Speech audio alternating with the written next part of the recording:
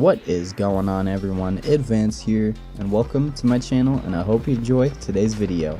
In this video, I will be going over Apex Legends' new sensitivity setting and how you can perfect your sensitivity and hit every single shot just like this.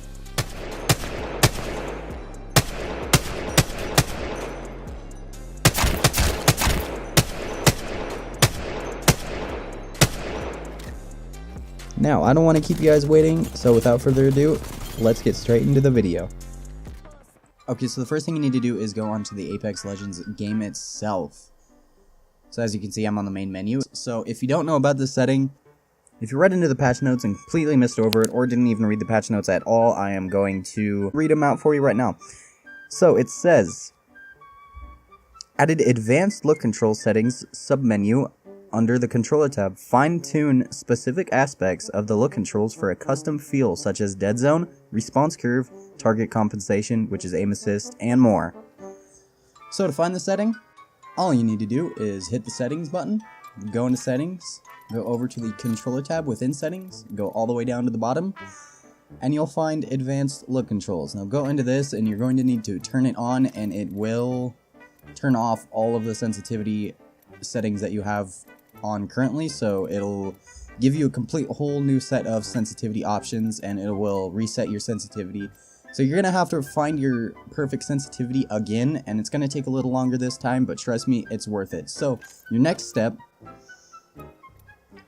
and this is something that I've been doing since Season 1 came out and this setting became available, I went into the training mode and I start messing around with my sensitivity just like I'm about to show you right now. So we're gonna hop into the training mode.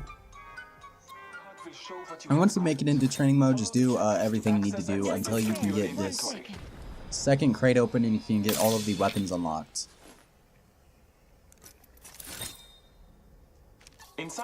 So we got the second one unlocked. We're going to go ahead and take this 301, and I think the 301 is the best weapon for this overall, just for practicing wise. I mean, you can pick any weapon you want. I like to go with the Peacekeeper also.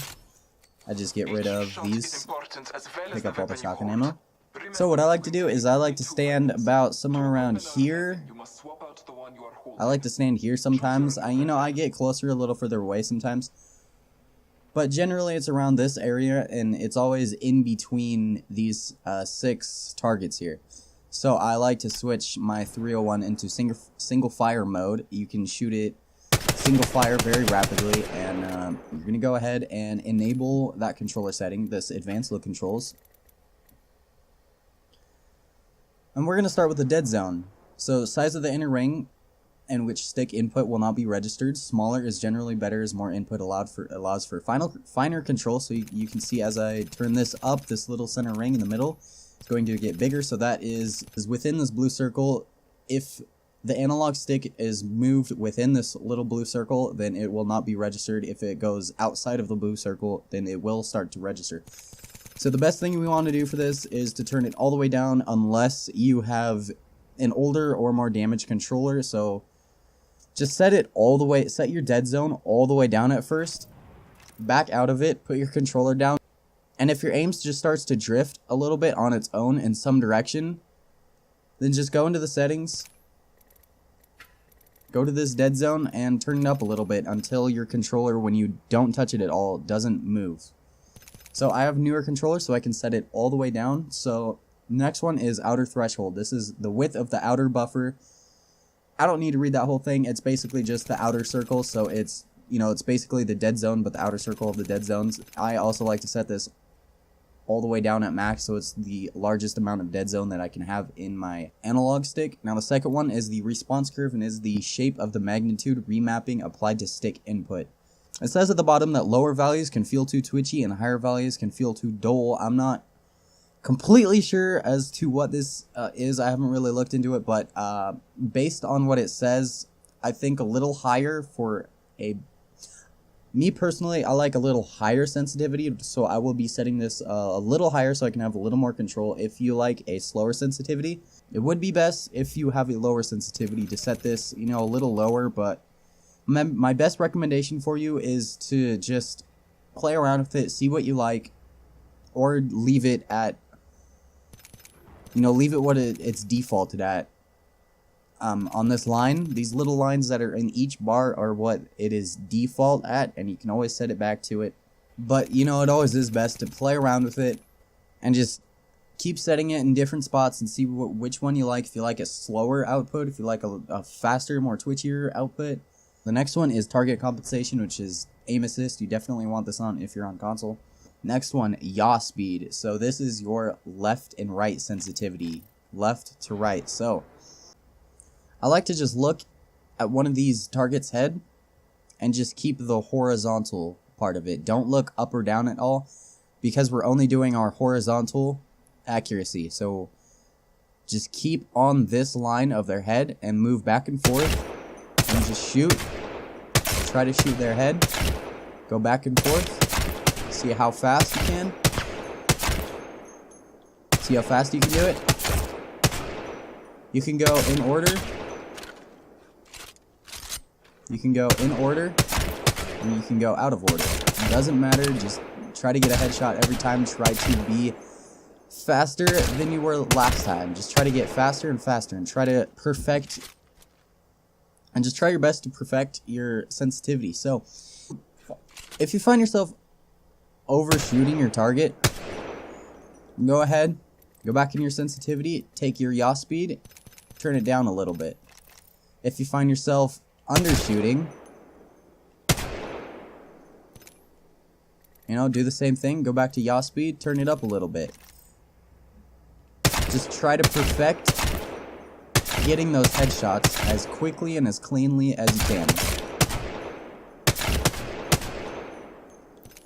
Alright, so the next one is pitch speed. So this is your up and down sensitivity. Now what I like to do for this is stand basically in the same spot. I just moved right a little bit, so these two targets kind of line up and I can shoot in between them, moving only up and down, not horizontally, only vertical.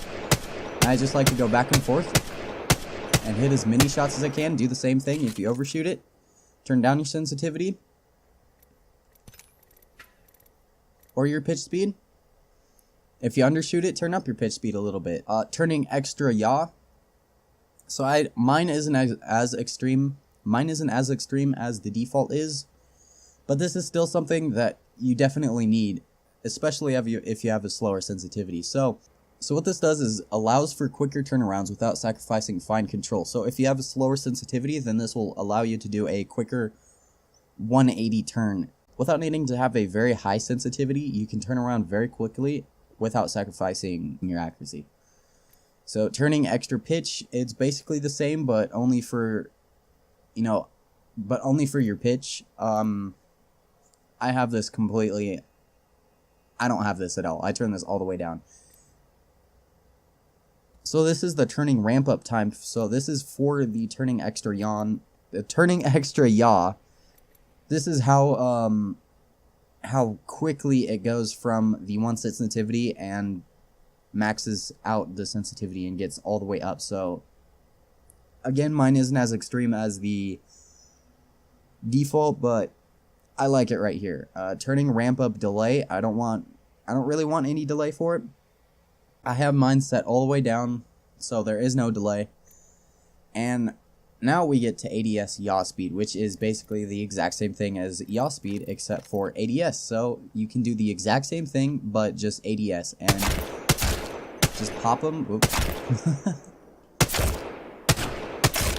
With ADS, same as ADS pitch, you just keep doing the exact same thing, turning up and down as you need. I do this every single day before I start playing, just so I can get a good feel on my sensitivity. I can change certain things if I just feel a certain way about my controller or the game one day or another. I can just change it as I want. And yeah, highly recommend. This is definitely up my game a little bit so far. It is a good training, and it does train you really well at hitting shots and, you know, snapping. So it's definitely something that I recommend to anyone who wants to get better accuracy on console.